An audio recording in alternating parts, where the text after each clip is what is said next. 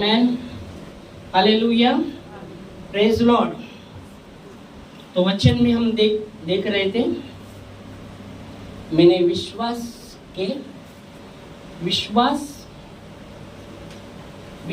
कर्म के विषय में जो 7 पहलू हमने एक वचन से देख रहे थे और उसमें हमने 3 पहलू देखे थे। तो हम वापस आकर शुरू करते हैं वचन में जो विश्वास के कर्म के 7 पहलुओं के विषय में। तो हमने लिया था मरकुस की किताब उसका 10वां अध्याय और 46 से 52 वचन में। तो हम पढ़ेंगे वापस वो पूरा अध्याय वचन। कौन सा 10 का 46 से 52 वचन। और वे यरीहो में आए, वो यरीहो में आए और जब वह और उसके चेले और एक बड़ी भीड़ यरीहो से निकलती, तो तिमाई का पुत्र बरतिमाई एक अंधा भिखारी सड़क के किनारे बैठा था। वह यह सुनकर कि यीशु नासरी है, पुकार कर कहने लगा कि हे दाऊद के संतान, यीशु मुझ पर दया कर। बहुतों ने उसे डांटा कि तू चुप रहे। पर वह और भी पुकारने लगा। वचन कहता है कि वो और भी पुकारने लगा कि हे दाऊद की संतान मुझ पर दया कर। हे दाऊद की संतान मुझ पर दया कर। तब यीशु ने ठहर कर कहा उसको बुलाओ। और लोगों ने उस अंधे को बुलाकर उससे कहा ढाढ़स बांध, उठ, वो तुझे बुलाता है। और आगे वो अपना कपड़ा फेंककर शीघ्र उठा और यीशु के पास आया। इस पर यीशु ने उससे कहा तू क्या चाहता है कि मैं तेरे लिए करूं? तू क्या चाहता है कि मैं तेरे लिए करूं? अंधे ने उससे कहा, अंधा भिखारी ने उससे कहा, हे रब्बी मतलब हे गुरु, यह कि मैं देखने लगूं। हाँ, हे रब्बी हे गुरु, यह कि मैं देखने लगूं। यीशु ने उससे कहा चला जा, तेरे विश्वास ने तुझे चंगा कर दिया। तेरे विश्वास ने तुझे चंगा किया। और वह तुरंत देखने लगा और मार्ग में उसके पीछे हो लिया। मार्ग में यीशु मसीह के पीछे हो लिया। आमीन हालेलुया प्रेज लॉर्ड। एक स्टोरी हम देखी है कि वचन कहते जब यीशु मसीह हेरोदेस से आ गए, हेरोदेस में आ गए थे, हेरोदेस से जा रहे थे क्या आ रहे थे? वचन कहते पढ़ा आपने? यीशु मसीह हेरोदेस से आ रहे थे। ओके, हेरोदेस से आ रहे थे। तो वचन कहता है वहाँ यीशु मसीह के पीछे बड़ी भीड़, उनके चेले और बड़ी भीड़ यीशु मसीह के पीछे हो ली थी। और बाइबल कहती है वहाँ एक अंधा भिखारी जो मार्ग के किनारे बैठा था।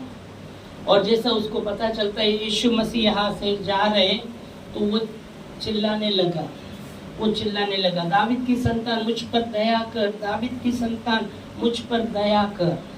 बाइबल कहती बहुतों ने उसे डांटा। ओके, पर बाइबल कहती वो अधिक पुकारने लगा। आमीन हालेलुया। तो पहले बात मैंने बताया था कि विश्वास हमारे हृदय में होना बहुत जरूरी है। विश्वास हमारे हृदय में अगर है तो हम चुप नहीं रह सकते। बाइबल कहती विश्वास कर्म बिना मरा हुआ है। अगर हमारा विश्वास सिर्फ मुंह में है और हृदय में नहीं, तो बहुत बार जैसे लोगों के कारण चुप हो सकते हैं या समस्या के कारण वो चुप हो सकते हैं और निराश हो सकते हैं, उदास होते हैं और पीछे भी हट जाते हैं। क्यों? क्योंकि उनका विश्वास हृदय में नहीं है, सिर्फ मुंह से है, हृदय में नहीं है उनका विश्वास। और ऐसे लोग परिस्थिति में वो निराश हो जाएंगे, टूट जाएंगे और पीछे भी हट जाएंगे। पर जिनका विश्वास वो हृदय से विश्वास है, वो चुप नहीं रह सकता, वो परमेश्वर की महिमा करने से चुप नहीं रह सकता, वो प्रार्थना करने से चुप नहीं रह सकता, वो प्रभु की स्तुति करने से चुप नहीं हो सकता, वो चुप ही नहीं हो सकता। वो प्रभु से प्रार्थना करता रहेगा, वो प्रभु की महिमा करता रहेगा, कैसी भी परिस्थिति आने दो, क्योंकि उसके हृदय में वो विश्वास है। और इसलिए हमारा विश्वास हमारे हृदय में होना बहुत जरूरी। इसके जीवन में हम देखते हैं उसके हृदय में वो विश्वास था, क्योंकि उसने सुना था यीशु मसीह के बारे में। पर बाइबल कहती है वो हृदय से उसने विश्वास किया था। इसलिए जब बाइबल कहती है जब यीशु मसीह आगे जा रहे हैं, बड़ा भीड़ है, और इसको जैसा पता चलता है वो चिल्लाता है, दावीद की संतान मुझ पर दया कर, दावीद की संतान मुझ पर दया कर। कितनों ने उसको डांटा, चुप रहे, क्यों चिल्ला रहा है, चुप रहे। पर बाइबल कहती है वो चुप ना रहा, वो अधिक पुकारने लगा। हालेलुया। तो हृदय में विश्वास अगर किसी के है, वो चुप नहीं रह सकता, रह सकता। अगर लोग चुप करने की कोशिश कर रहे हैं उसको, वो नहीं हो सकता। हालेलुया। या परिस्थिति उसको दबाने की कोशिश कर रही चुप करने की, पर वो चुप नहीं रह सकता। Hallelujah, praise God. जैसे हम देखते दानिएल के जीवन में, उसके हृदय में विश्वास था। इसलिए जब राजा ने हुक्म भी छोड़ा ना, कोई 10 दिन कोई अपने परमेश्वर की उपासना नहीं कर सकता। अगर वो करते हुए पकड़ा जाए तो उसको किस में डाला जाएगा, इसमें डाला जाएगा, भट्टी में, क्या सिंह के गू में, भूखे सिंह के गू में, किसमें डाला जाएगा? हाँ, भूखे सिंह के उसमें पिंजरे में डाला जाएगा। फिर भी बाइबल कहती है ये हुक्म सुनने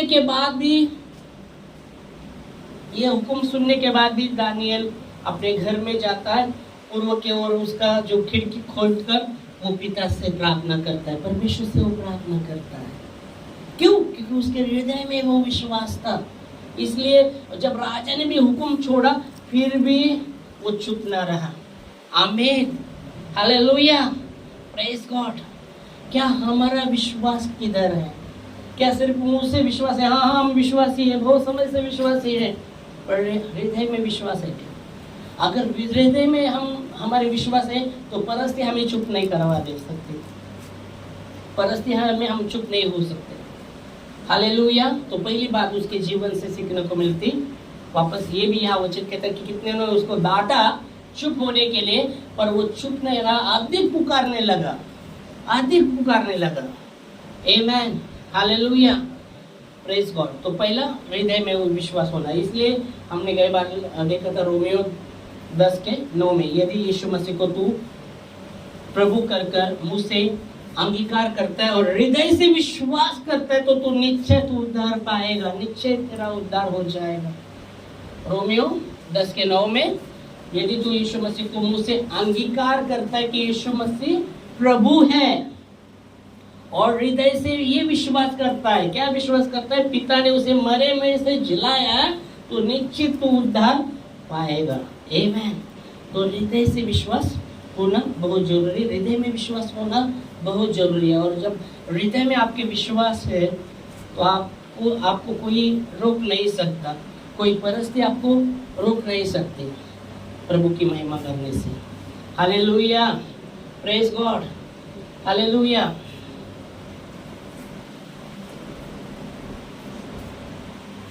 और इसलिए हृदय में विश्वास होना बहुत जरूरी है ना? हृदय में विश्वास होना बहुत जरूरी है। अगर आपके हृदय में विश्वास है, कितना भी आगे जाके तो बहुत सा ऐसा कठिनाई होने वाला है, आने वाला है, कि उस समय हम क्या वो हृदय में विश्वास पकड़े हैं क्या? कुछ जगह तो प्रभु की आराधना करते, चुप के वो लोग करते पर आराधना करते, क्योंकि बयान है कुछ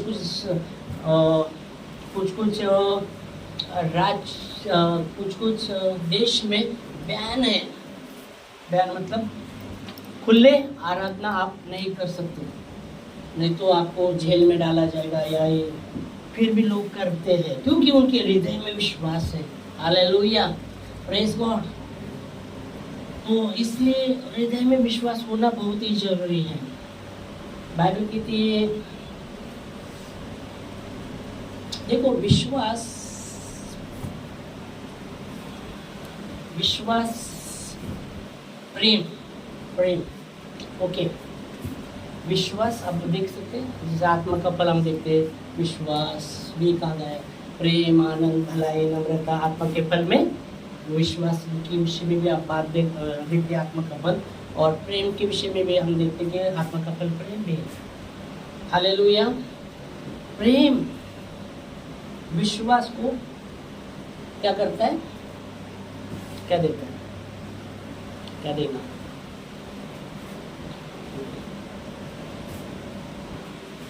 प्रेम विश्वास को आगे आगे लेके चलेगा। Praise God, hallelujah. प्रेम क्या है? प्रेम क्या है? परमेश्वर है। तो प्रभु पर जब आपका हृदय में विश्वास है प्रभु के प्रति, जहाँ यहाँ वचन हमने रोमियो 10:9 में लिखा गया, यदि यीशु मसीह को तो मुंह से प्रभु कर कर अंगीकार करेगा और हृदय से विश्वास करेगा कि पिता ने उसे मरे में हुए से जिलाया, तो निश्चित उद्धार पाएगा। आमेन, हालेलुया। अगर आपके हृदय में विश्वास है तो आपको कोई प्रभु की, आप चुप नहीं रह सकते, आप चुप नहीं रह सकते। बाइबल कहते हैं ऐसा समय आता है, यीशु मसीह ने कहा, सामरी सीरीज को कहा, वो कहते हैं हम हमारे बाप दादा ने वहाँ आराधना की, पर यीशु मसीह ने कहा ऐसा समय आता है। क्या कहा गया है आराधना के विषय में?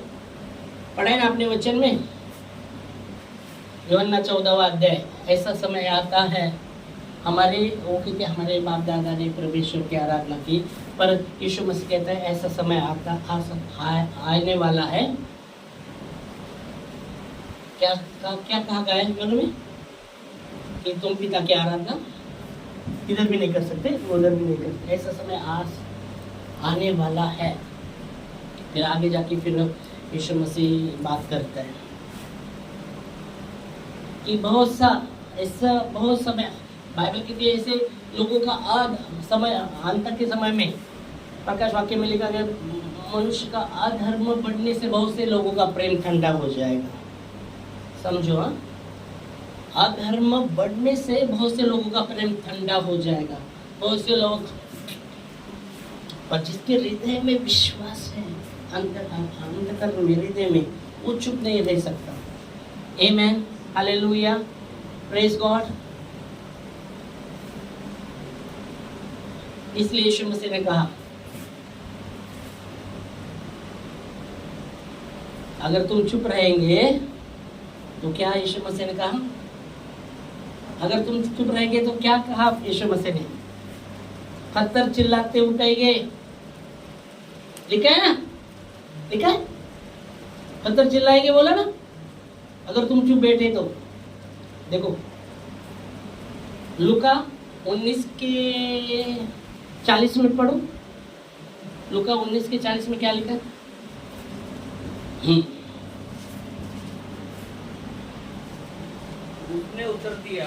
उसने उत्तर दिया कि तुमसे कहता हूँ यदि ये चुप रहे तो पत्थर चिल्ला उठेंगे। हो, ये चुप रहे तो क्या होने वाले? पत्थर चिल्ला उठेंगे। अरे तुम चुप रहेंगे तो पत्थर चिल्लाएंगे। Praise Lord. तो हमें चुप नहीं, इसलिए बोला हृदय में अगर विश्वास है तो वो व्यक्ति चुप नहीं रह सकता। आमीन। तो पहली बात, हृदय में विश्वास होना है। आमीन, प्रेज़ लॉर्ड। हृदय में विश्वास मतलब वो विश्वास कर्म के साथ चलता है, वो विश्वास कर्म के साथ रहता है, कर्म सहित रहता है। क्योंकि बाइबल कहती है अगर विश्वास हम करते और कर्म नहीं करते तो हमारा विश्वास मरा हुआ है। ऐसा विश्वास मरा हुआ है। इसलिए जब यीशु मसीह उस सभा में वचन बता रहे तो वह वचन कहता है कि वह एक दुष्ट आत्मा लगा हुआ व्यक्ति था और वो दुष्ट आत्मा चिल्लाने के, जैसा यीशु मसीह बता रहे तो वो चिल्ला रहे, तू परमेश्वर का पुत्र, तेरा मेरा संबंध क्या है? तेरा मेरा संबंध नहीं, तू परमेश्वर का पुत्र है। उसने कहा, बाइबल कहती है अगर तू विश्वास करता है तो अच्छा करता है। दुष्ट आत्मा भी विश्वास करते और थरथराते हैं। अगर कर्म सहित विश्वास नहीं है हमारा तो हमारा विश्वास हमारा हुआ है। ऐसा विश्वास कुछ काम का नहीं, ऐसा विश्वास उद्धार करवा सकता है कि ऐसा सब वचन क्या है। तो हृदय में अगर विश्वास है, हृदय में विश्वास है तो वो कर्म सहित रहेगा। आमीन, हालेलुया। तो उसके जीवन में हम वो बात देखते हैं। दूसरी बात हमने देखा था, उसने दया की याचना किया। वो कहता है, हे दाविद की संतान मुझ पर दया कर, हे दाविद की संतान मुझ पर दया कर। हालेलुया। उसने दया की याचना की, दया की विनती की, प्रभु से उसने दया की विनती की। हे दाविद की संतान मुझ पर दया कर, हे दाविद की संतान मुझ पर दया कर। आमीन। तो दया की याचना, दया की विनती, दया की याचना उसने किया परमेश्वर से। और दानियल 9:9 कहता है कि परमेश्वर वो दया का सागर और क्षमा की खान है। आमीन, हालेलुया। परमेश्वर दया का सागर और क्षमा की खान है। जब हम उससे दया की याचना करते हैं, वो दया करने वाला परमेश्वर है। आमीन। सिर्फ आपने यहाँ आप देख सकते हैं, दया की याचना करना, दया की याचना करना। सिर्फ फिर अपने लिए और औरों के लिए भी हमें दया की याचना करनी बहुत जरूरी। इसलिए यीशु मसीह ने कहा, सिर्फ अपने लिए दया दया नहीं बाबा, एक दूसरे के लिए भी दया की याचना करो, दया की याचना करो।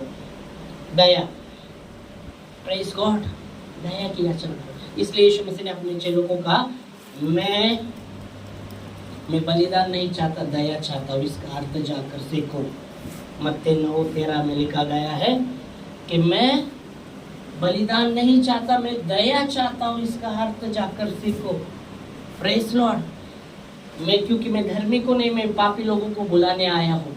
तो हम अपने ऊपर जब दया मांगते हैं, हमें उनके विषय में भी प्रभु से प्रार्थना करनी, प्रभु उन पर भी दया कर, उन पर भी दया कर। इसलिए यीशु मसीह जब क्रूस पर थे, उनको मार रहे थे, तो यीशु मसीह ने कहा, पिता उन्हें क्षमा कर, वो क्या कर रहे उनको पता नहीं। इसका मतलब क्या, प्रभु चाहते थे कि प्रभु पिता से ये बोल रहे थे, उन पर भी आप दया करो, क्षमा करो। मतलब प्रभु, हाँ उनको पता नहीं, दया की याचना। यहाँ यीशु मसीह कहते क्षमा करो पिता, वो क्या कर रहे हैं उनको पता नहीं है। तो एक याचना कर रहे प्रभु पिता से कि उन पर दया की याचना। Hallelujah, praise Lord. तो दूसरी बात है, यीशु मसीह ने कहा, धन्य है वे लोग जो दयावंत है, उन पर दया की जाएगी। दूसरे पर भी दया करते हैं, दूसरे के लिए भी दया की याचना करते हैं, वो धन्य है, उन पर दया की जाएगी। आमीन, हालेलुया। तो दया की याचना। तीसरी बात, उसने अपने पुराने कपड़ा को फेंक दिया। पुराना जो कपड़ा उसने पहन के बैठा था, उसके पास वो पुराना कपड़ा था, लाठी थी, वाटी थी, कटोरा था, मतलब भीख मांगने का। जब यीशु मसीह ने कहा उसको बुलाओ, तो उसने वो फेंक दिया। तो तीसरी बात है, पुराना वस्त्र उसने फेंक दिया, पुराना वस्त्र। इसलिए बाइबल कहती है, पुरानी बातें की ओर मत मन लगाओ। यशायाह 43:18 में कि पुरानी बातों की ओर मत लगाओ, क्योंकि मैं तुम्हारे जीवन में एक नई बात करता हूँ, वो अभी प्रकट है। निर्जल जमीन में मैं नदियाँ बहाऊंगा और वो जंगल में मैं मार्ग निकलाऊंगा। आमीन, हालेलुया। परमेश्वर का वचन कहता है, पुरानी बातों की ओर मत मन लगाओ, मैं तुम्हारे जीवन में नई बात। तो पुरानी बातें हो सकती है जब प्रभु को हम नहीं जानते थे, प्रभु को नहीं जानते थे, तब हमारा जो स्वभाव, पुराना स्वभाव में हम चलते थे और पुराने रीति रिवाज में थे, उससे प्रभु ने हमें छुटकारा दिया है। आमीन। रीति रिवाज उसकी ओर मत लगाओ, मैं तुम्हारे जीवन में एक नई बात करता हूँ, वो प्रकट है। इसलिए बाइबल कहती है 2 कोरिन्थियों 5:17 में, मसीह में जो कोई है नई सृष्टि है, पुरानी बातें बीत गई है, देखो सबकी सब वो नई हो गई है। आमीन। मसीह में जो कोई है वो नई सृष्टि है, पुरानी बातें बीत गई है, देखो सबकी सब वो नई हुई है। आमीन, हालेलुया, प्रेज गॉड। नया, वो सबकी सब नई हुई है। इसलिए यीशु मसीह ने कहा था नया द्राक्ष रस पुराने इसमें नहीं डालते, पुराने हाँ पुराने मशरूम में नहीं डालते। अगर वो डाला तो क्या होने वाला है? फट जाएगा। यीशु मसीह ने कहा तो नहीं, वचन कहते हैं मसीह पुराना जो वस्त्र उसने फेंक दिया। तीसरी बात है हम मसीह में एक नई सृष्टि है। जो पुराना अगर है हमारे जीवन में हम पहना के चल रहे वो फेंकना बहुत जरूरी है। चौथी बात आज हम आएंगे। चौथी बात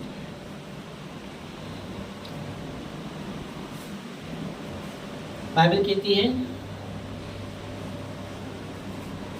चौथी बात जैसा वस्त्र उसने फेंका वो उठा। तीन बात हम देखते, जब तीसरी बात उसने पुराना वस्त्र फेंका वो उठा। हालेलुया। उठना बहुत जरूरी है। Praise God. हालेलुया। बाइबल कहती जब लकवा मारे हुए व्यक्ति को जब मसीह के पास लाया गया ना, है ना, लकवा मारा हुआ व्यक्ति को लाया गया। ओके, जब लाया गया तो यीशु मसीह एक घर में थे और पिता का वचन बता रहे थे और पूरा घर भरा था ना घर भीड़ से भरा हुआ था ना। तो लकवा मारने व्यक्ति को 4 लोगों ने उठा कर लाया था उसके बाज के साथ। ओके, तो वो जब देखते अरे यीशु मसीह के पास तो नहीं जा सकते, तो वो ये करते थे अभी घर पे ऊपर चढ़ते और पूरा वो कवल का घर था, वो कवल को निकालते हुए ऊपर से छोड़ देते हैं। ओके, तो यीशु मसीह जब देखता है और उस व्यक्ति को कहता है पुत्र धाड़स बांध, तेरे पापों की क्षमा हुई है। और जैसा यीशु मसीह ये बात करता है तो वहाँ शास्त्री फरीसी भी लोग रहते, वो मन में सोचते ये तो दुर्भाषण कर रहा है। पाप की क्षमा सिर्फ पिता को है, परमेश्वर को है, और ये तो दुर्भाषण करता है। जैसे मन में वो सोच रहे तो यीशु मसीह तुरंत उनके मन के बातों को जानकर वो कहता है क्या सहज है। और बाइबल कहती है मनुष्य के पुत्र को पृथ्वी पर पाप क्षमा का अधिकार है, यीशु मसीह ने कहा। और फिर वो वचन कहता है वो लकवे व्यक्ति को कहता है उठ अपनी बाज लेके चल। अगर वो बोलता था मेरा पाँव काम नहीं करता, मेरे को लकवा मारा है, मेरा हाथ काम करता नहीं, उठता नहीं है, मेरा पाँव काम नहीं करता, मैं कैसा उठूं? पर जब यीशु मसीह कहते हैं उठ, है ना, यीशु मसीह कहते हैं उठ अपने बाज लेके चल। और बाइबल कहती है जैसे यीशु मसीह के शब्द उसने सुने वो उठा। Praise God. उठना बहुत जरूरी है। वो उठा और बाज लेके चलने लगा। आमेन, हालेलुया। तो उठना बहुत जरूरी है। यहाँ भी हम देख सकते हैं ये व्यक्ति वस्त्र फेंक कर उठा। इसलिए यशाया 60:1 कहता है उठ प्रकाशमय हो, तेरा प्रकाश तेरे पास आया है, यहोवा का तेज तुझ पर उदय हुआ है। आमेन, आमेन। क्या समझे? वचन पढ़ो। कौन सा बोल रहा था? हाँ पढ़ो। उठ प्रकाशमय हो, उठ प्रकाशमय हो, क्योंकि तेरा प्रकाश आ गया है, तेरा प्रकाश आ गया है, और यहोवा का तेज तेरे ऊपर उदय हुआ है। आमेन। उठ प्रकाशमय हो। किसको कहा? हाँ,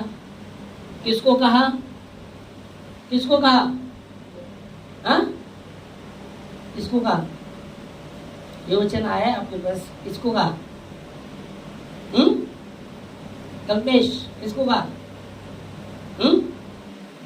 अबे पढ़ा ना आपने, किसको कहा?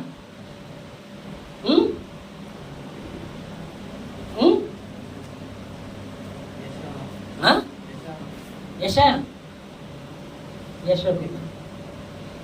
यशु हमको नहीं कहा ना, जाने दो, हम बेटे ही रहेंगे। तो हमें भी कहा गया है वचन, तो हमें उठना है। आमेन। उठना है, उठ प्रकाशमय हो। यहोवा का तेज हम पर आया है। Praise Lord. यहोवा का तेज हम पर है तो हमें उठना है। परस्ती हो सकती है, आप नहीं उठ सकते, ऐसी परस्ती हो सकती है। जब मैं नया था और प्रभु बात करने लगा मेरे से, मेरे सामने परस्ती था, मैं बात नहीं कर पाता था, मेरे को बाइबल पढ़ना नहीं आता था। और जब प्रभु कहने लगा ऐसा क्यों बैठता है, उठ, मैंने तुझे सब दिया है। मैं बोलता है मन बोल रहा है, अंदर से बात कर रहा था प्रभु। मैं बोला मन बोलता है नहीं। तब पूरा प्रार्थना भी बंद हो गया था हमारे। वो उधर वो जो ब्रदर आते थे वो भी बंद हुए थे, और मैं भी चर्च को जाना बिना नहीं जा रहा था। वो काम करके आने का बैठने का अपना एक दोस्तों में रहता था। और प्रभु बात करने लगा ऐसा क्यों बैठ गए। मम्मी बोली कभी चर्च को जाएंगे, नहीं जाएंगे बात। तो वो एकदम ऐसा एकदम पूरा तो बंद हो गए। वो प्रार्थना आ गया तो वो उधर ब्रदर आए थे वो बंद हो गए, तो हम भी पूरा एकदम ही। तो प्रभु एक दिन ऐसा बात कर रहे, उठ, क्यों ऐसा बैठ रहा है, उठ, मैंने तुझे सब दिया है। मैं बोला मन बोल रहा है मेरे। फिर बाद में वापस वैसा ही, फिर वापस में बोला नहीं मन बोल रहा। तीसरी बार जब वाणी आई बोला रहे ये तो प्रभु की ओर से, तब समझा। तो मेरे सामने समस्या थी, मेरे को बाइबल नहीं पढ़ना आता था, पक्का हार्ड टीचरे है वे पहले होंगे, पर बहुत से जो पहले है पिछले होंगे, और जो पिछले है वे पहले होंगे। ऐसा पढ़ता था मैं। और प्रार्थना पहला मैं डरता था। प्रार्थना जब हम क्रिकेट खेलने को जाते थे, विश्वास में भी जब हम विश्वासी भी भाई जब क्रिकेट खेलते थे, वहाँ प्रेयर करके शुरू करते थे। फिर बाद में क्रिकेट खेलना होने के बाद अभी लास्ट में अभी जाना है घर को, पहले मैं बंद करता था, मेरे पर नहीं आना चाहिए प्रार्थना, डरता था मैं। तो ये समस्या थी सामने। पर प्रभु बोला उठ, मैंने तुझे सब कुछ दिया, ऐसे क्यों बैठता है। और मैं उठा, मैं किधर गया नहीं, मैं घर में प्रार्थना करने लगा और प्रभु लोगों को भेजने लगा। हालेलुया। तो उठना बहुत ही जरूरी है। तो यीशु मसीह ने भी वो वचन कहता है, हमें प्रभु का वचन कहता है यशाया में, उठ प्रकाशमय हो, तेरा प्रकाश आ चुका है। आमीन। हमारा प्रकाश आ चुका है। यहोवा का तेज तुझे उदय हुआ है। Praise God. और यहाँ भी जब वो व्यक्ति को जब हम देखते वो उठा, जब यीशु मसीह ने पुकारा वो उठा। आमीन। वो उठा। Praise God. हालेलुया। वो उठा। उठना बहुत ही जरूरी है। Praise God. Hallelujah. Okay. Yair की लड़के ना, वो जो मरी हुई थे, यायर की लड़की बोला है ना उसको, जब वो पहला तो वो संदेशा भेजता है यीशु मसीह को, लोगों को बोलता है जा जैसा वो मरने पर थी तो वो जैसे मरने पर थी जब वो भेजता है ना, जैसे जाता है ना वो जैसा बात करते हैं तब तक वो मर जाती है। और फिर यीशु मसीह के पास होता है, मेरे बेटे ऐसे तो यीशु मसीह कहता है मैं आऊँगा तेरे घर पर। तो लेकिन तुरंत वो उसके साथ ही आते आ रहे, तो गुरु को मत तकलीफ दे क्योंकि वो मर चुके हैं। तो यीशु मसीह कहता है उनकी बातों की ओर यीशु मसीह ने ध्यान नहीं दिया और उसको कहा तू विश्वास कर, तेरी बेटी मरी नहीं, सोई है। और यीशु मसीह जब जाता है वो घर के पास तो बहुत से चिल्लाना रोना चालू रहता है अंदर, क्योंकि वो मरी थी। और फिर यीशु मसीह क्या करता है, सबको बाहर निकालता है और यीशु मसीह उसके 2 चेले और वो लड़की के माता पिता, यही लोग अंदर जाते हैं। और यीशु मसीह वो लड़की को जो मरी हुई थी, यीशु मसीह उसके हाथ को, वो उसको कहता है उठ, हाथ को पकड़ता है, वो जो जिंदा होती है, उठती है। आमीन। हालेलुया। तो उठना बहुत ही जरूरी है। आमेन। हालेलुया। जब प्रभु पुकार रहा है उठना बहुत जरूरी है। Praise God. क्योंकि जब हम उठते हैं प्रभु अद्भुत रीति से कार्य करता है। आमेन। आज इधर ही रुकते हैं। Praise God. तो 4 बातें 3 बातें हुई थी, ये चौथी बात है कि उठना बहुत ही जरूरी है। Praise God. अगले और 3 बातें हैं जो अगले संडे को हम देखेंगे। आमीन। अपनी जगह पे हम खड़े होंगे, जैसे प्रभु भोज भी है।